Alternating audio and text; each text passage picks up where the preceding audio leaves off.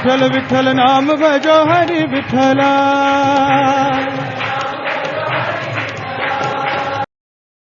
ஞானத்தின் சாரத்தில் மூழ்கிய பக்தர் துக்காராம். ஆன்மீக நூல்களின் முக்கியத்துவம்.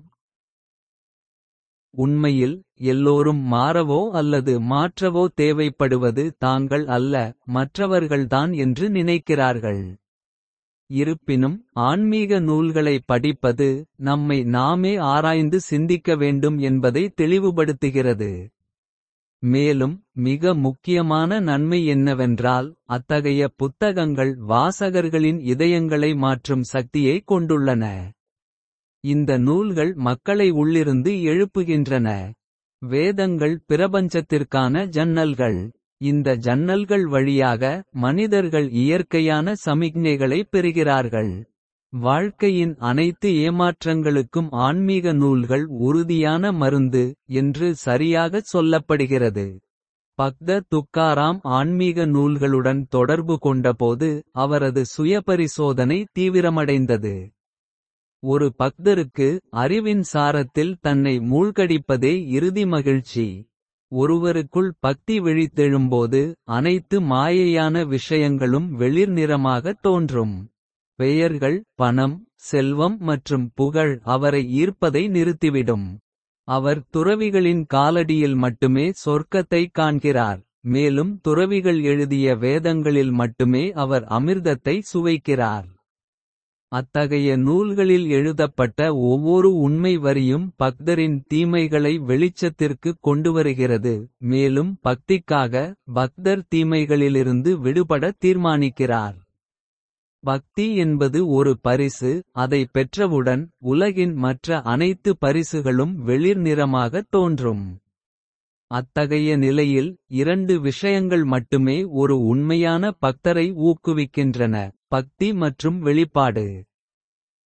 பக்தி என்பது தூய உணர்ச்சி, கடவுள் மீதான நிபந்தனையற்ற அன்பு. வெளிப்பாடு என்பது இந்த அன்பின் பெயரில் உடலால் செய்யப்படும் ஆள்மாறாட்டம் சார்ந்த செயல்கள். பக்தர்கள் அபங்கங்கள், ஜோடி பாடல்கள், பஜனை பாடல்கள், சேவை, மௌனம் மற்றும் நகைச்சுவை போன்ற பல்வேறு ஊடகங்கள் மூலம் பக்தியை வெளிப்படுத்துகிறார்கள். இருப்பினும் பக்தி என்பது வார்த்தைகளில் வெளிப்படுத்த முயற்சிப்பது, கடலில் தொலைந்து போன ஒன்றை தேடுவது போன்ற ஒரு நிலை. இருப்பினும் இன்று பக்தர்கள் தங்கள் நிலைக்கு வாய்மொழி வடிவம் கொடுத்துள்ளனர். இதன் விளைவாக அவர்கள் ஆன்மீக நூல்களின் வடிவத்தில் சிறந்த வெளிப்பாடுகளை உருவாக்கியுள்ளனர். தெய்வீக சமிக்ஞைகள் என்று பொருள்படும் புனித நூல்கள். சுய உணர்தல் பெற்ற பிறகு சில பெரிய மனிதர்கள் வேதங்கள் மூலம் தெய்வீக ஞானத்தை வழங்கினர். இந்த வேதங்கள் அனைத்து மனிதகுலத்திற்கும் இரட்சிப்பு, முழுமையான வளர்ச்சி மற்றும் உலக அமைதிக்கான ஆற்றலை கொண்டுள்ளன. இத்தகைய புனித நூல்களை படிப்பது பக்தியை மட்டுமே அதிகரிக்கிறது. உலகம் முழுவதும் தங்களை மறந்து உயர்ந்த வேதங்களை உருவாக்க இரவும் பகலும் உழைக்கும் பலர் உள்ளனர். ஆனால் இந்த வேதங்கள் அவற்றை எழுதும் அதே செறிவு மற்றும் தீவிரத்துடன் படிக்கப்படுகின்றனவா? ராமாயணம், மகாபாரதம், குரு கிரந்த் சாஹிப், குரான், பைபிள் மற்றும் பிற போன்ற ஏராளமான மத நூல்கள் மனித வாழ்க்கையின் கிட்டத்தட்ட அனைத்து அம்சங்களுக்கும் உயர்ந்த வழிகாட்டுதலை வழங்கியுள்ளன. இன்றும் கூட இந்த வேதங்கள் மனிதகுலத்தின் மதிப்பை கற்பிக்கின்றன. கடவுள் பல்வேறு ஊடகங்கள் மூலம் மனிதகுலத்திற்கு தெய்வீக வழிகாட்டுதலை வழங்குகிறார். இருப்பினும் சோகமான உண்மை என்னவென்றால், மனிதர்கள் தெய்வீக செய்திகளை புரிந்துகொள்ள தவறிவிடுகிறார்கள். உண்மையான பக்தர்கள் மட்டுமே வேதங்களில் உள்ள தெய்வீக சமிக்ஞைகளை புரிந்துகொள்ள முடிகிறது. பக்த துக்காராம் இதுபோன்ற பல ஆன்மீக நூல்களை படிப்பதில் மிகவும் மூழ்கி, ஒவ்வொரு உரையையும் படிப்பதன் மூலம் அவரே ஒரு சிறந்த படைப்பாளராக ஆனார். பக்த துக்கராமின் தினசரி வழக்கம்.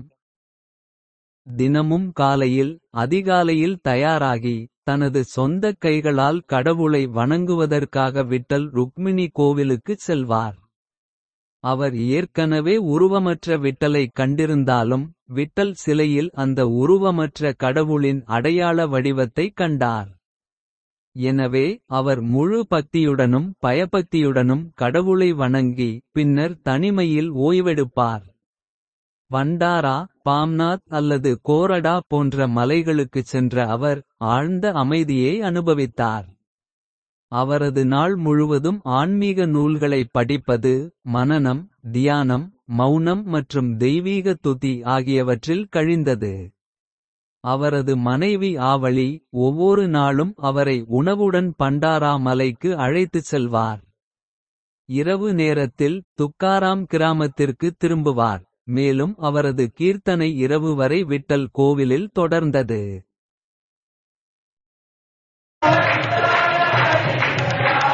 विठ्ठल विठ्ठल नाम भजो हरि विठ्ठला।